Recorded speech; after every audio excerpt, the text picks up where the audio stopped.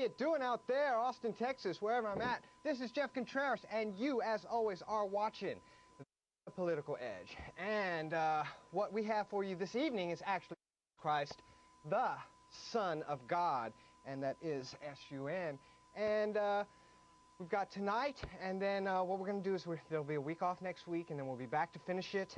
And let's see. So in week one, I've got to go ahead and get started because last week I ran out of time, and I had more to talk about, so I'm just going to jump right on in there. Let's see.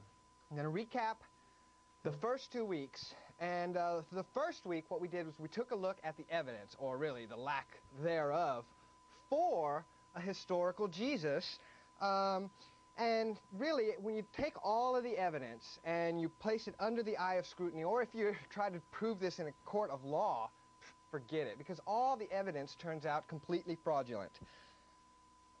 This activity of forging documents and artifacts was so rampant throughout the early church history that they coined a term for it, and you can look it up for yourself in the Catholic Encyclopedia. The term is pious fraud. What do you think that means? Well, just go look it up and find out for yourself.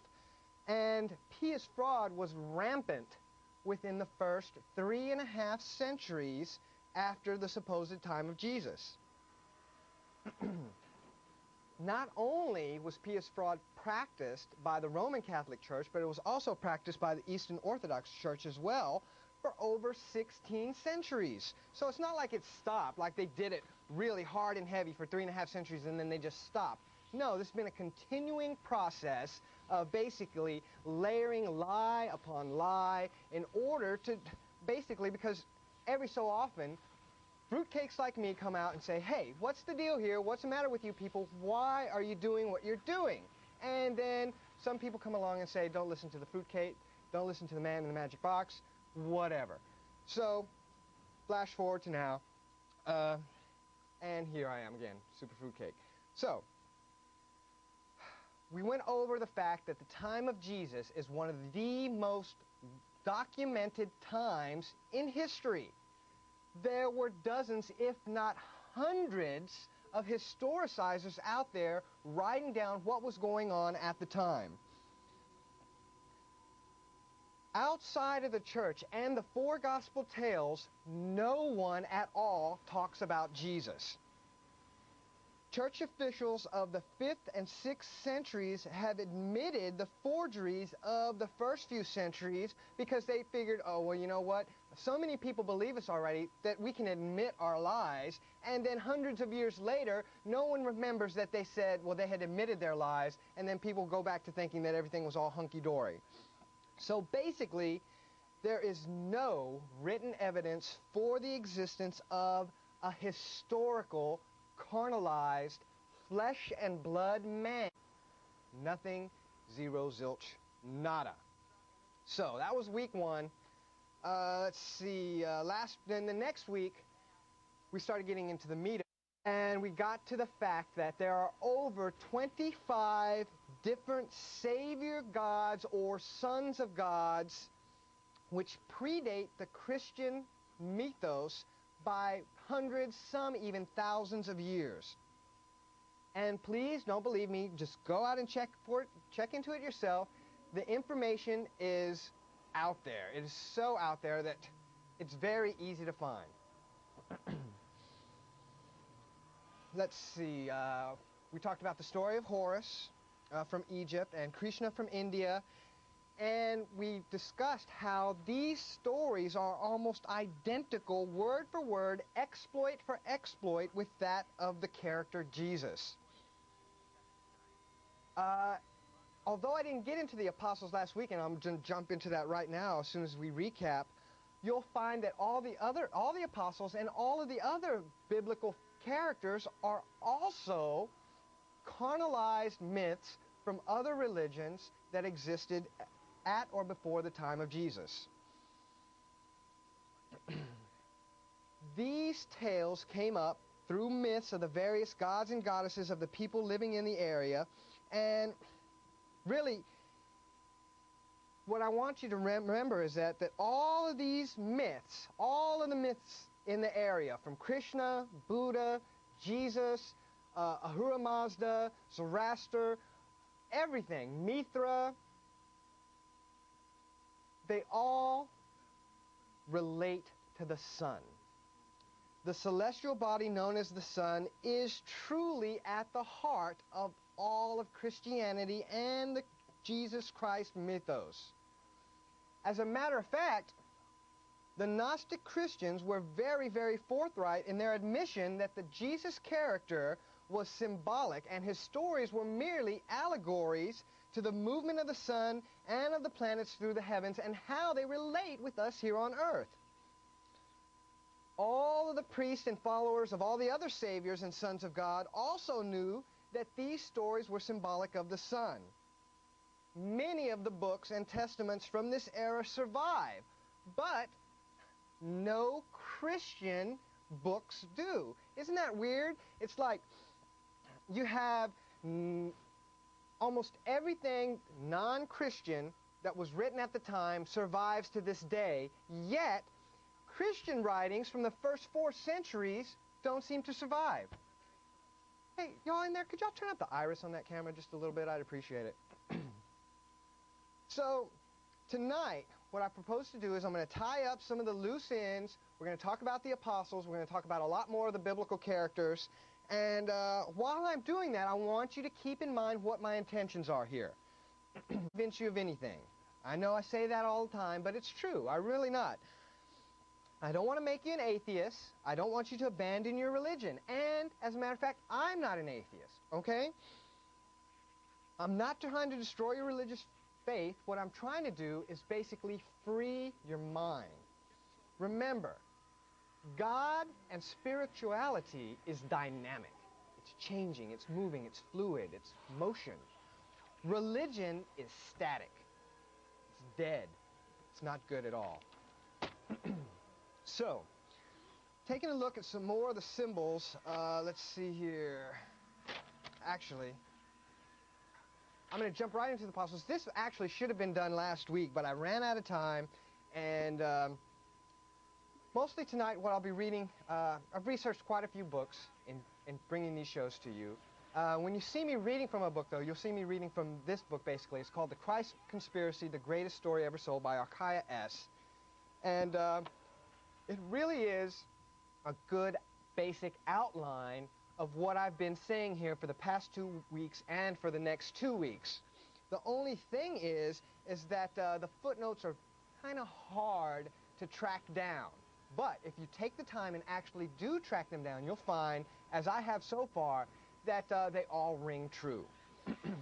So, briefly, I want to go over how the disciples of Jesus represent the signs of the zodiac, and let's see, and then we'll get into some more biblical characters. We're going to talk about some more symbology of the gospel story. Then, in the last 30 minutes, what I'm going to talk about are 3 very important things. I'm going to talk about Revelations, the book of Revelations. I'm going to talk about sex and drugs in relation to the Bible, and we'll finish off tonight's show with a discussion of the Essenes. And then next week we'll talk about the politics that helped bring about the Christian religion, what would become one of the most dominant religions to this very day. So, let's see here. So, like their mythical founder, Jesus Christ, the disciples are recorded nowhere, not any place in the works of any historian of their time. So think about that. It might be one thing to just kind of like not talk about Jesus, especially perhaps if you were Jewish or if you were Hebrew and you did not believe that Jesus was the Messiah and you thought he was just some charlatan. Perhaps if you were a chronicler of the whole Jewish tradition, you would just want to leave him out, strike him from your records, have no mention of him, but not give him any type of quality time because you just don't want nobody to know about him. But for as much as they did in the century supposedly after Jesus' death, you would think that some unbiased chronicler, perhaps a Roman historian or a Greek historian even, would have written about Jesus or some of the disciples that came through their area trying to preach this new religion, Christianity. I'm afraid that's just not the case. Jesus' 12 disciples are really symbolic of the zodiac signs and do not depict any literal figures at all.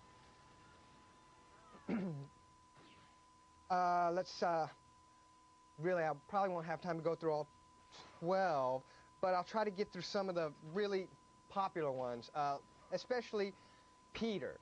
Now, Peter was supposedly the rock on which the Christian church was based.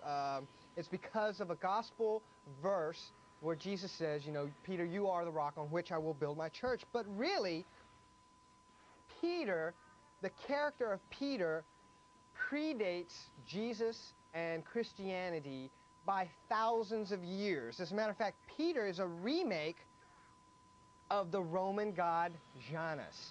You know Janus, the two-faced god?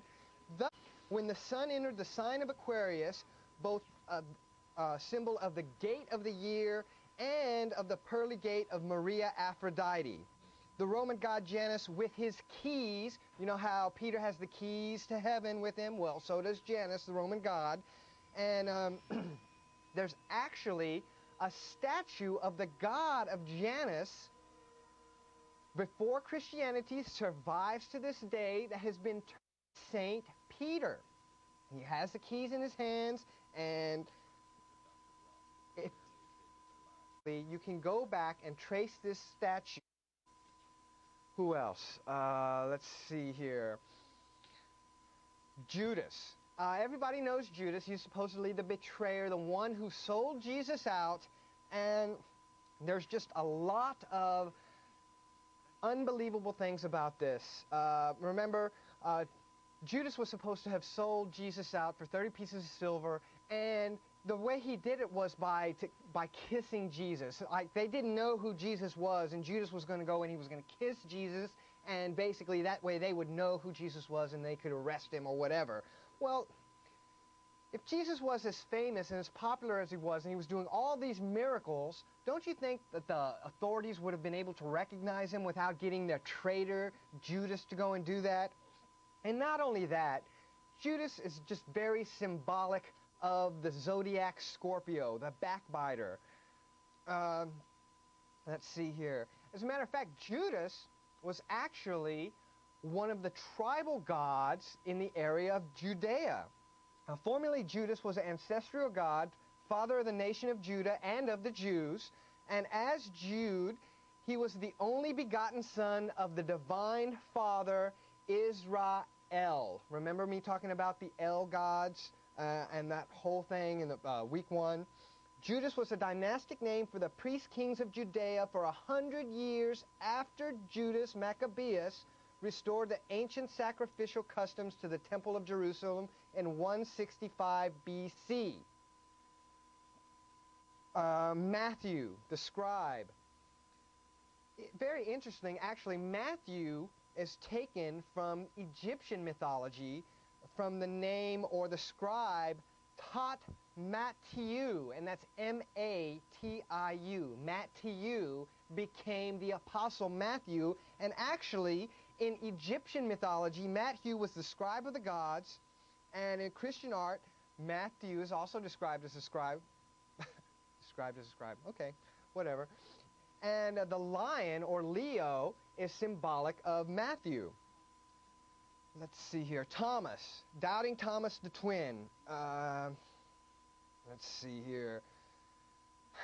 The stories, the gospel stories of Thomas conflict each other, as really they conflict each other on everything.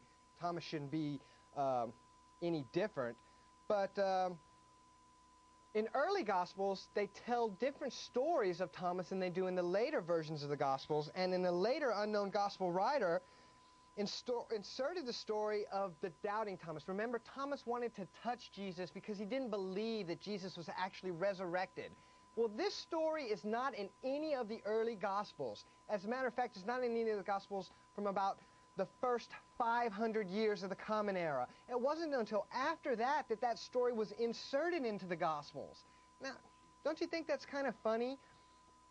But really what they're trying to do is just throughout the centuries, there have always been, like I said, kooks like me who did not believe that there was a carnalized flesh and blood man at the heart of this whole Christian phenomena. And they put that story in there just so they could say, look, Thomas was an apostle and he doubted, but he actually touched Jesus after the resurrection, and so it must be true. Who else? Paul, the apostle. I at least gotta talk about Paul before I move on, because Paul is probably one of the most dynamic biblical characters outside of Jesus in the New Testament. And as a matter of fact, it's because of Paul and his evangelizing that the majority of the area came to know Christianity. And remember, Paul had a miraculous conversion on the road to Damascus. But remember, he was not an original disciple. He came along later, and he never knew Christ in the flesh. His vision of Christ was totally a spirit vision, something that perhaps happened on the astral. And when he goes on to talk about Christ, he never talks about a fleshy person. He always talks about the Spirit of Christ, the Spirit of Jesus, and how that in itself can help lead you to enlightenment. Let's see here.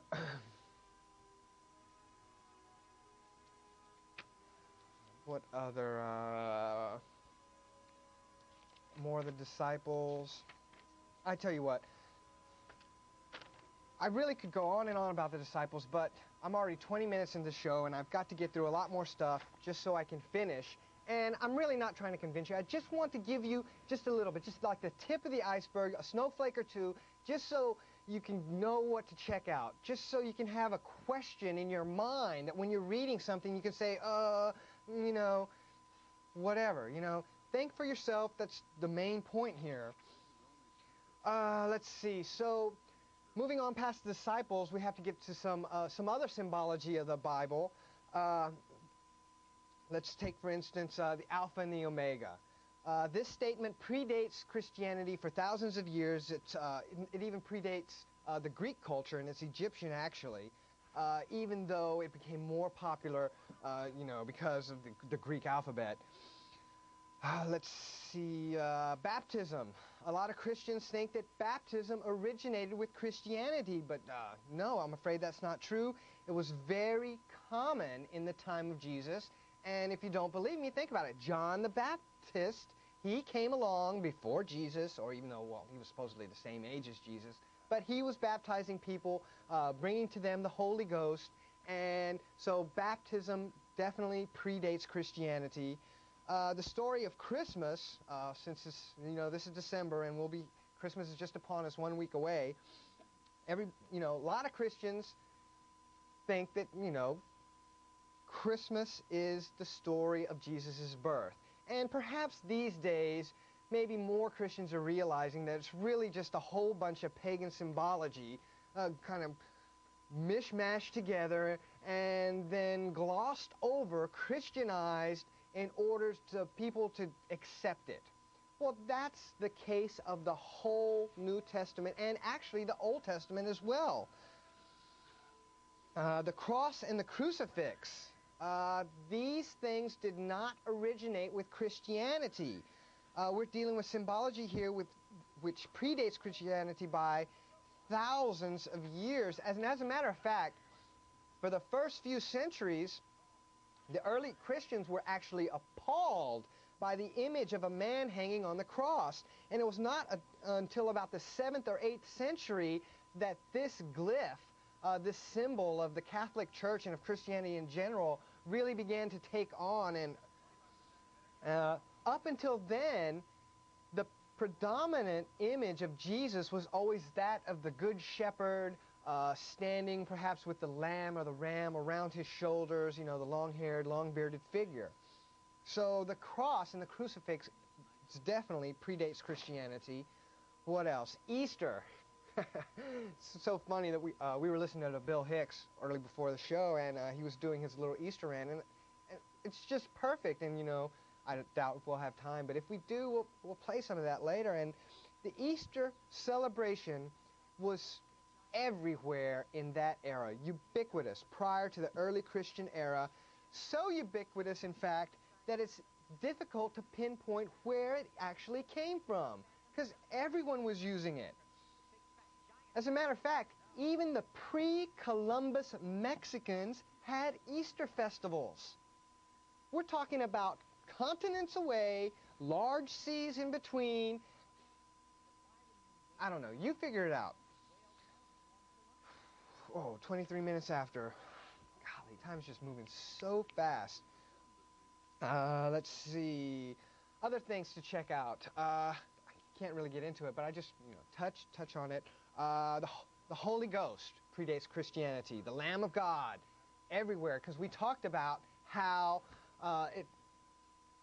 all of religion, since it's based on the sun, and as the sun moves through the houses of the zodiac, is related to us in different ages by the symbology of the house that the sun is in. So 6,000 years ago, when the sun was in Taurus, we had lots of bull or calf imagery. There were lots of bull gods. There were lots of sacrifices of the bull. Cows were revered. Then 4,000 years ago, when the sun moved into the age of Aries, we had a change. Now the bull was no longer in. Moses destroyed the golden calf when he brought down the law from the mountain, and everything changed into ram or lamb symbology. And from then on, the savior gods were the good shepherds. And that lasted for 2,000 years until 2,000 years ago we move into the age of Pisces. And then all of the fish symbology starts to come into play. That's why Jesus was a fisherman, supposedly. And the reason this is important is because the age of Pisces is almost done. We are moving fast out of that orb and into the orb of Aquarius. So start to look for new symbology, and we'll talk more about that next week. What else? The Lord's Prayer predates Christianity. Can you believe that? The Lord's Prayer. The Second Coming, the Nativity, the Trinity. Time after time, we're running along with the same types of things here. You have key elements of the Christian faith that are not even original. Please, folks, remember, I'm not trying to change your mind, but I do want to pique your curiosity. You know what I mean? So you can look into this for yourself. There's more than enough information on both sides. The side that says that Christ was of flesh and blood, and the side that says that he wasn't. And the more information you have, the better opportunity you'll have to make an informed decision. And let's face it, we're talking about the core belief system that anyone who believes in God has. Now, perhaps you're not Christian, and if not, well, maybe in the future I'll have some shows for you. But we're focusing on Christianity tonight and next week and in the previous weeks, and so that's where we're going to go. And don't believe in something just because somebody told you to. Whether that person is a parent, a preacher, a prophet, or a philosophizer. Don't listen to dorks in the magic box because they could just be lying to you. You know what I mean? And think about this. Most people still believe about God what they believed when they were children. You know what I mean? Your beliefs about God were probably formed when you were a child. Well, your beliefs of Santa Claus were formed when you were a child also. Do you still believe in Santa Claus? And if not, why? I see him everywhere. So many people dressed like him. There's so many stories about him. He's just as popular as Jesus. Why don't you believe in him? I don't know. Let's see here. What else do I have? More patriarchs and also saints of Christianity are really just the gods and goddesses of the religions that were around before the Christian era. And the Old Testament is just as bad as the New Testament as far as that goes. Noah and the flood is a story that is told throughout the ancient communities. The Babylonians had a great story about Noah. The Egyptians had a story as well. Abraham and Sarah. These two peoples were supposedly the patriarchs of the Hebrews and of the Arabs. Yet, they're not even true historical people. They are actually brought over from a different religion. The original Abraham and Sarah were the same as the Indian god Brahma, Abraham, Brahma, can you see the connection there? And the goddess Sarasvati, the queen of heaven. And the story of Abraham's migration is reflective of the Brahmanical tribe leaving India at the age of Taurus. Who else? Moses and Exodus. And man, I tell you what, as far as religion goes, I have a soft spot in my heart for the whole Moses story. I love that story. I can't get enough of it. As a matter of fact, the 10 Commandments, my favorite movie of all time, number one. I love this story because it's the story of freedom, but it's not original in any way, shape, or form. The legend of Moses, rather than being that of a historical Hebrew lawgiver, is found from the Mediterranean all the way to India, with the character having different names, different races, depending on who brought down the tablets from the mountain of God. In India, he's Manu, or Nemo, the lawgiver from Babylon. Mises from Syria, who was pulled out of a basket floating down the river. Mises also had tablets of stone on which the laws were written, and a rod with which he did miracles. Manes, the lawgiver, took the stage in Egypt, and Minos was the Cretan reformer. So, not original again. And let's face it, Moses was supposedly the author of the first 5 books of the Bible. And if he's not original, what does that tell you?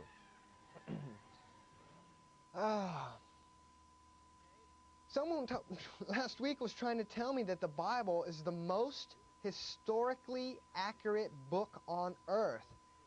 But nothing could be further from the truth. There is no evidence of the Exodus and the wandering in the desert as being historical. Even scholars who believe that that really happened admit that there's no proof whatsoever that this took place. From 1967 to 1982, in the years in which Israel occupied the peninsula of where the Moses and the Exodus was supposed to have taken place, could find no evidence whatsoever to support any of this story. 10:30, okay. I got to move forward. I could go on with Joshua, a Christ figure from the Old Testament, or King David, one of the most beloved figures of the Old Testament. Some of the best-known Bible stories are of King David. Yet no history or archaeology exists to substantiate any of this whatsoever. Even the parents of Jesus, Joseph and Mary, have their roots in the local gods and goddesses of their region. Okay, I've got to move forward. I'm sorry I'm going so fast and glossing over a lot of this stuff. Perhaps I will come back in a few months from now and take my time and do long versions of just elements of the gospel story. But I really want to move on just so this show doesn't become the Son of God instead of There4Iam.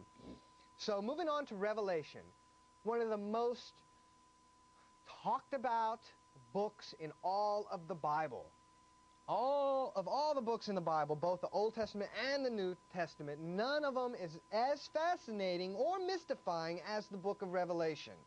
People throughout the ages have wrestled with this supposed prophetic book, trying to associate the characters in that book with different world leaders or nations and organizations.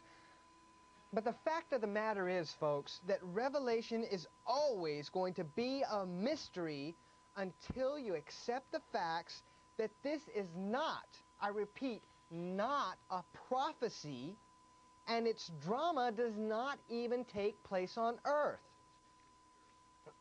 Let's see here. The Bible's book of Revelation purports to be a doomsday vision experienced by St. John the Divine. But it is in fact a collection of images and phrases from many sources, and as a matter of fact, literature of this kind was plentiful in the first few centuries A.D. Apocalyptic writing was a genre, like horror, like mystery, like law novels. That's just what people wrote. They wrote about apocalypse. That's what other people wanted to read. In fact, many of the apocalypses were written prior to and during the Christian era.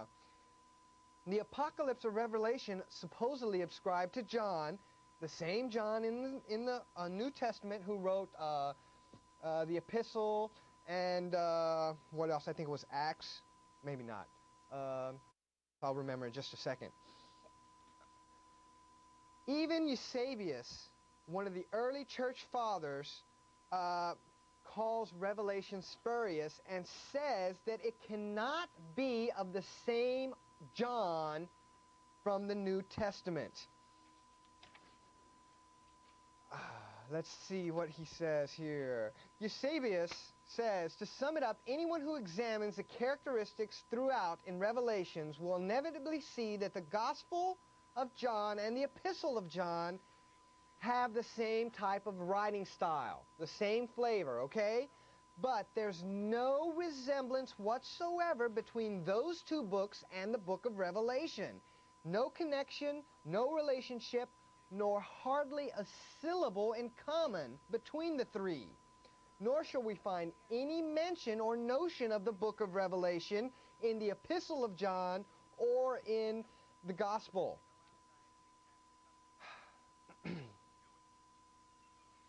Folks, the book of Revelation was rejected by a number of churches, particularly the Eastern ones. And as a matter of fact, it's not even a part of the Eastern Orthodox Bible.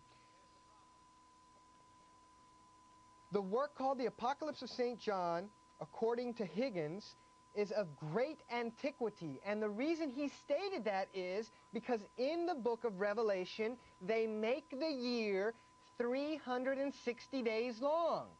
That's the same length that the year was in the very first book in Genesis. That means, folks, they were going by the lunar year instead of the solar year. That means that the book of Revelation is perhaps thousands of years older than the New Testament and the time of Jesus. What else about Revelations? Let's see. Everybody, you know, when you read through Revelations, a couple of things stick out at you. Bam, bam, bam. And a lot of it, one of the things is numerology. There are several sacred numbers repeated in the book of Revelations. Mostly the numbers 3, 7, 12, and 24.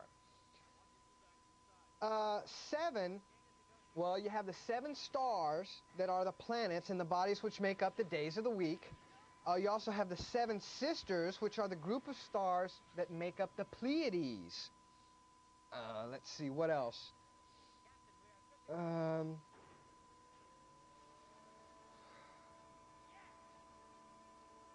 Okay.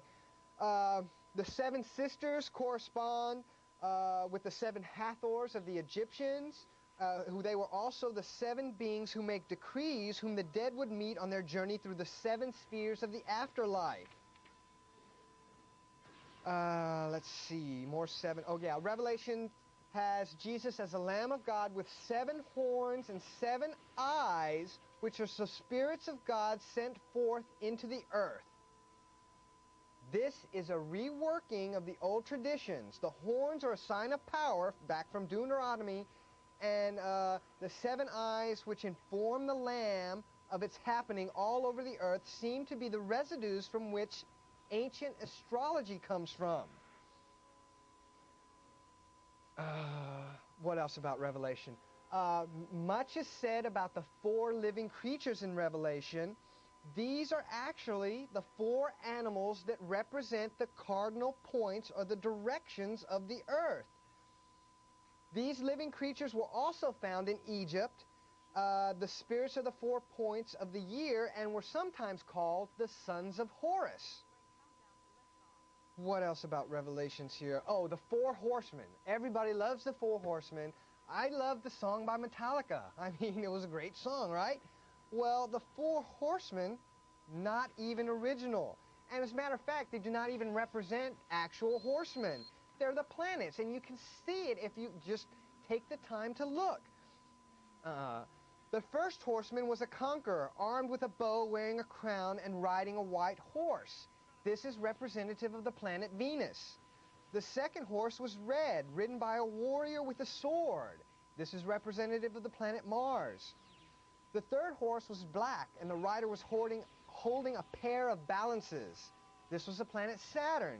And the fourth horse was a pale green or blue-green color, and his rider was Death, symbolic of the planet of Mercury.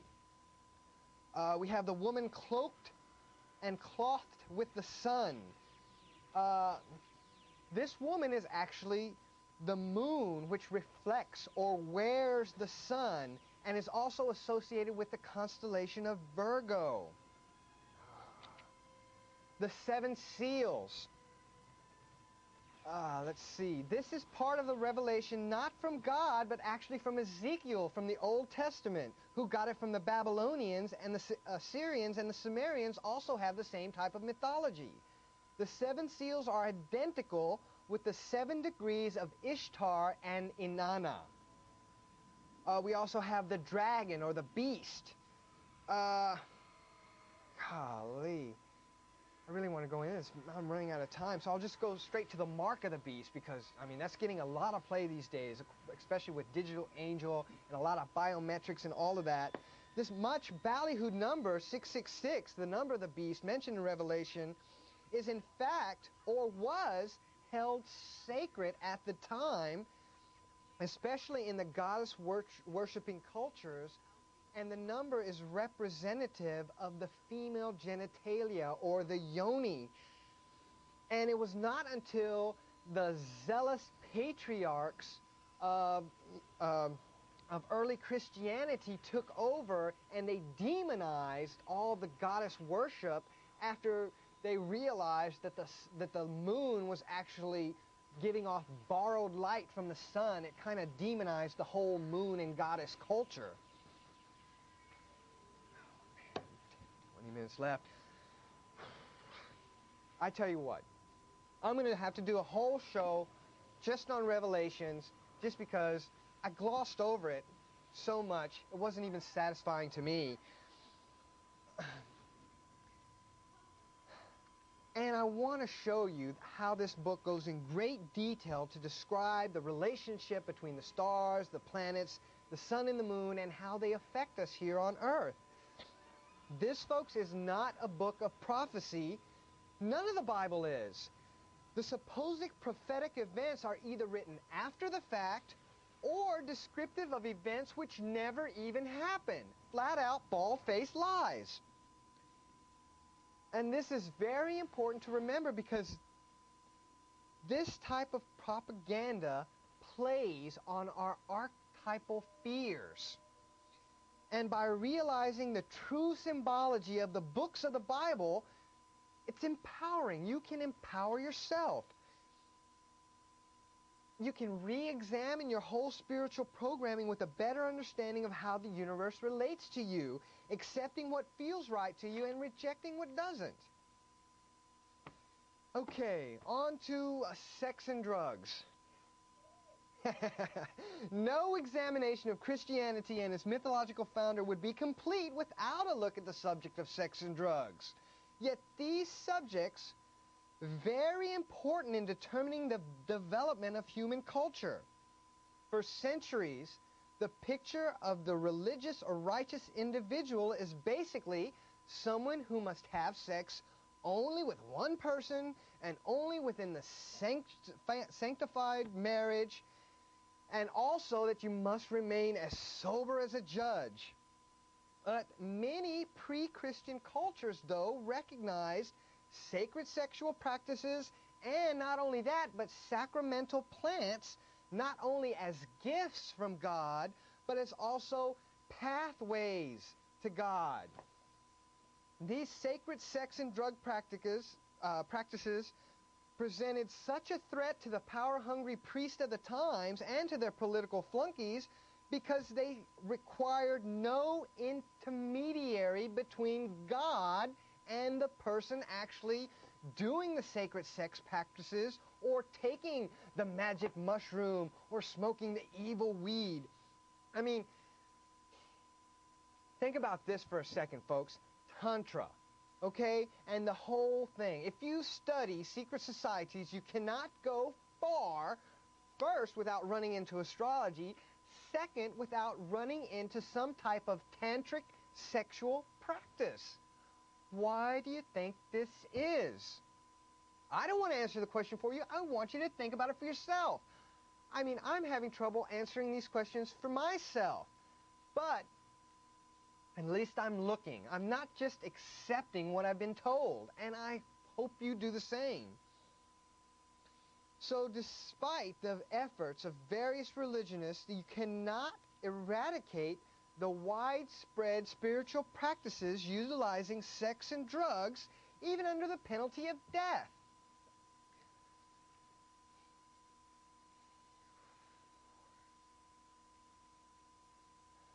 I can't get into all of this, but there is so much veiled sexual symbology in the Bible for priests to tell you that it's imperative for you to be anyway sexually. I'm not going to say that it's wrong to be monogamous. I'm not going to say that it's wrong to be homosexual or that it's right. Because I think that's so subjective. It depends on each individual. Some sex practices might be horrible for you. They might be completely detrimental, while other ones might be the fast track to enlightenment. I don't know. And every person is different. And I can tell you what, me personally, I never reached enlightenment through sex. Although, I'm not about not trying. I will try very, very hard. But to this point, hasn't happened. Same thing with drugs. I have yet to take a drug and achieve perpetual enlightenment. But I tell you what, there have been plenty times while I have been on drugs, particularly LSD, and I have been basically in the presence of God, or at least it felt like that to me. What we got here? Also, going through the Bible, and especially the Old Testament, it's full of homosexuality and bestiality. And like I said, everything is subjective and individual. Whatever two consenting adults want to do with their time and business, you know, it's up to them, really. But the Old Testament priests and prophets were at that time and still to this day adamantly opposed to any of that type of situation.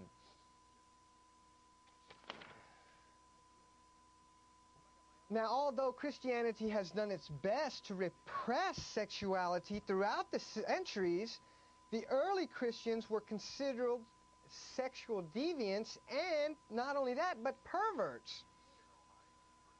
A lot of people think today that agape means the type of love that you experience through God. And that might be the connotation that it has now, but that's not what it meant 2,000 years ago. Back then, the agape was a love feast, or a rite of primitive Christianity adapted from pagan sexual worship.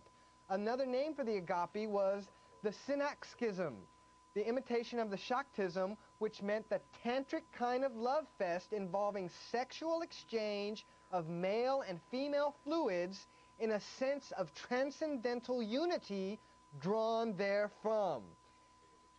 Now, the early church fathers and the more orthodox strain described this kind of worship and inveighed against it. So they didn't like it.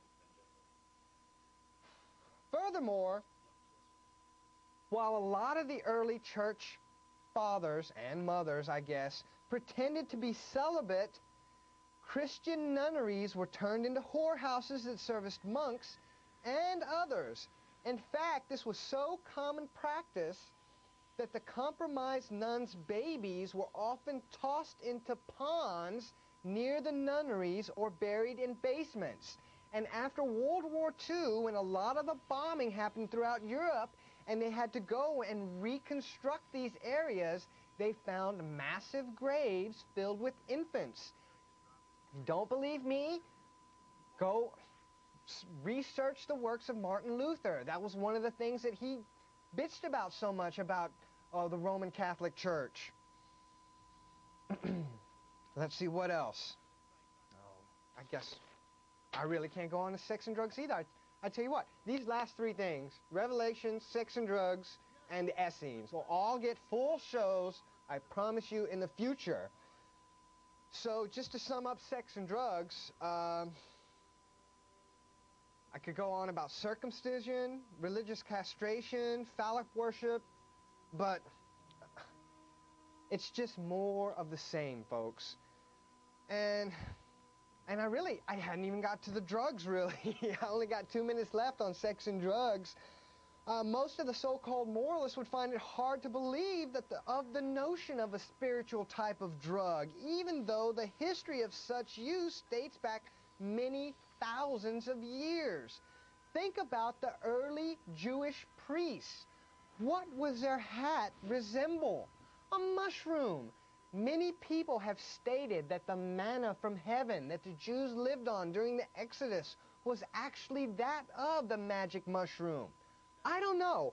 I wasn't there, but it seems to make sense to me. Let's see here. Countless cultures have possessed sacred plants, herbs, fungi, or other ethogenetic drugs that allow for divination and communion with God or godlike beings. Such sacred plant drugs included the mysterious soma of Zoroastrianism, as well as opium, hashish, cannabis. This plant has a long history of religious use. Why is it against the law? Huh? I don't understand these things. What else here? Oh, alcohol. And, you know, that's the weird thing. Alcohol is, of course, a very potent drug, but it's not frowned upon in Christianity because it is truly drugging and stupefying. Whereas the other drugs I talked about, like mushrooms and weed and opium, these are actually more entheogenetic. And they have the ability to increase your awareness and your acuity.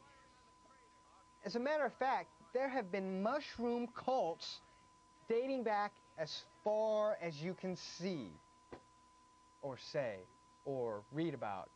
Oh, you know what I mean, for a long time. Okay, 10 minutes left, and I'm going to end with the Essenes, and I have to touch on the Essenes because for the longest time, actually believed that Jesus Christ was an Essene or part of the Essene community. So let's see here. I've tried to show you how the Christian religion is really astrotheological, reflecting the myths and rituals found long prior to the Christian era. Now the question becomes, who created the Christian myth? Who was it? Many people believe, as I used to believe, that these people were the Essenes.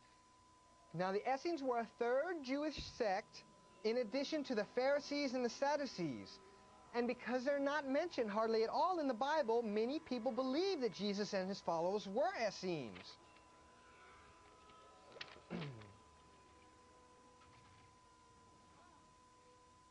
According to the Gospel tales, not only had Jesus done wondrous works, but so had his apostles, gaining fame near and far, and Christian churches were established with hierarchies, popped up basically overnight all over the Mediterranean. Now, this basically couldn't have happened with a ragtag group of followers right after the death of Jesus. Since the Christian religion grew so big, so fast, many people will point out to the Essene Brotherhood, which was fairly large, as being the first Christians, stating that this early Christianity, that of the Essenes, was a little bit more pure and untainted than when the Roman Catholic Church came along. But really, that's not true at all.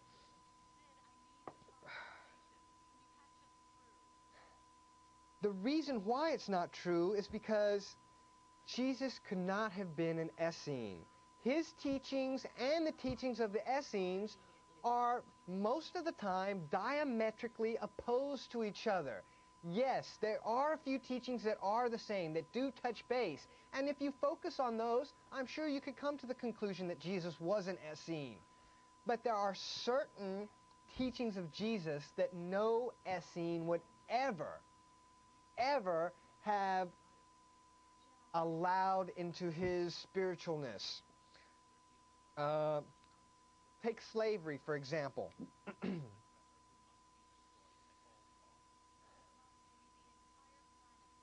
Most people think that the Christians, and Christians in general, abhor slavery, but that's simply not the case, and you can look to the Bible for evidence of that.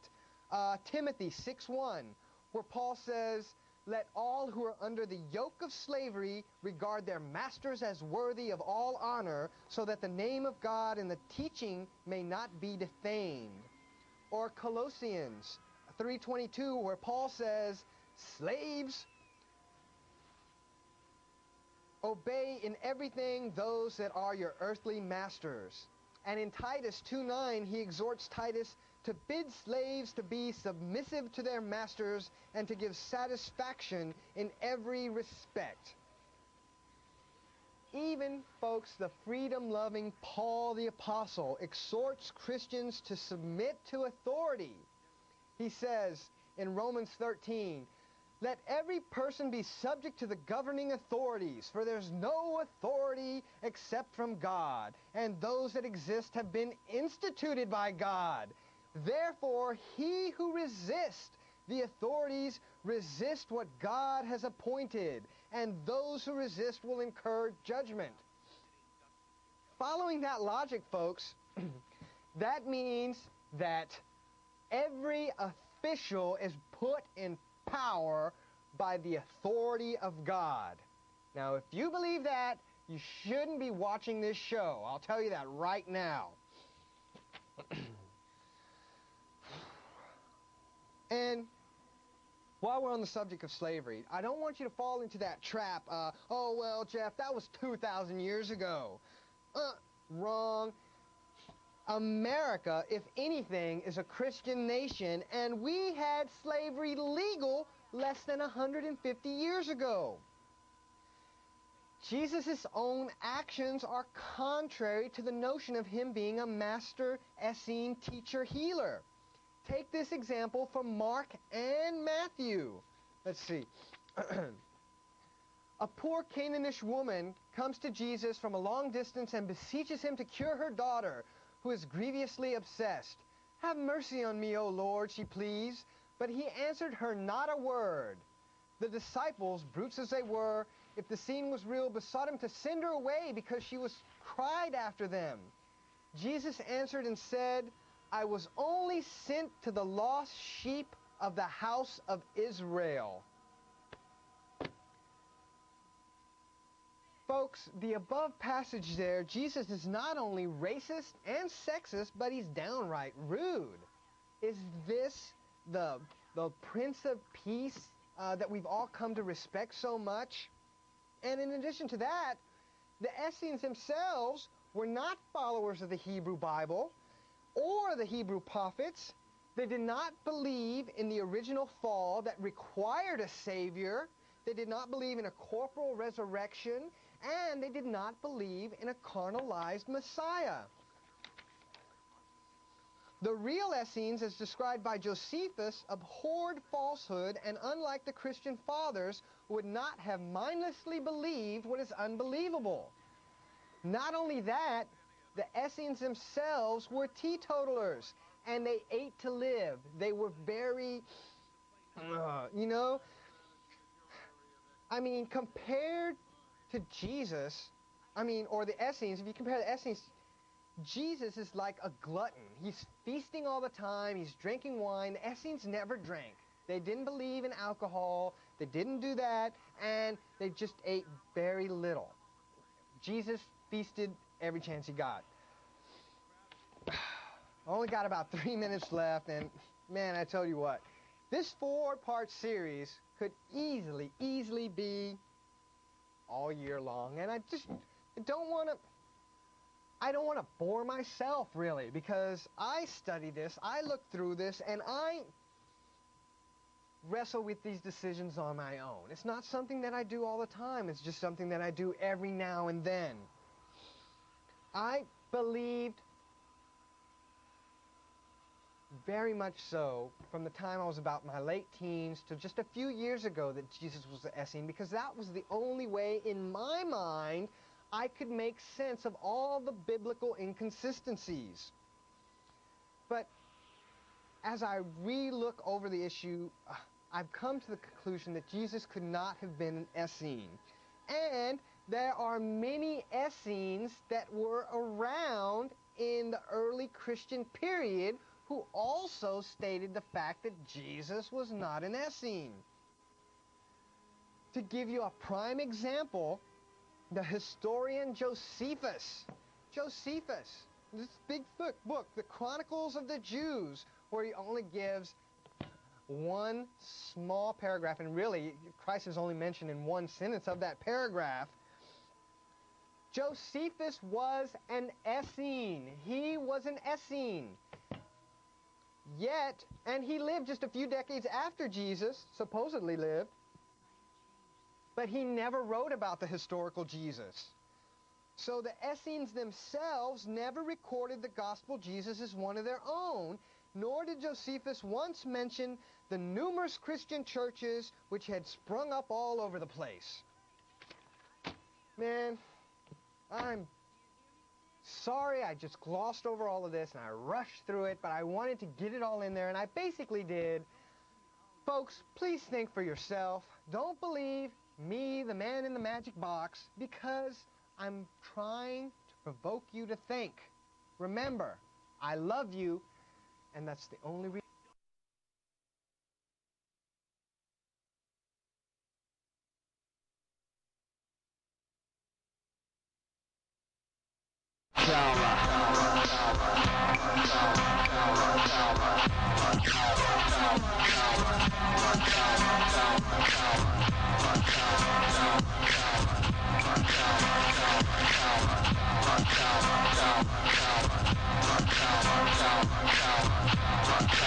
I said hallelujah to the 16th oil fins.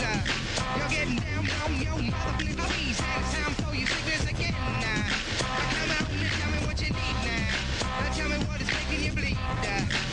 We got 2 more minutes and we're gonna cut to what you need.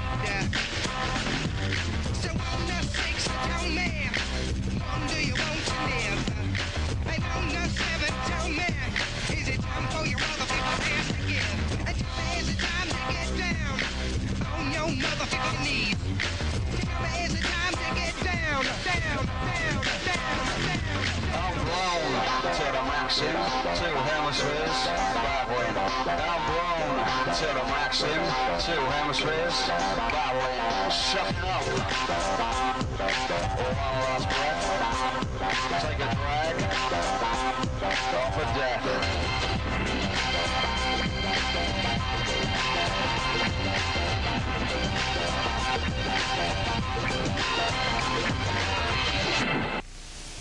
All right, Austin, Texas, how you doing this fine evening, New Year's Eve as it is? This is Jeff Contreras, and thanks for tuning in tonight. As always, you're watching There4Iam, the philosophical show with a political edge. And tonight we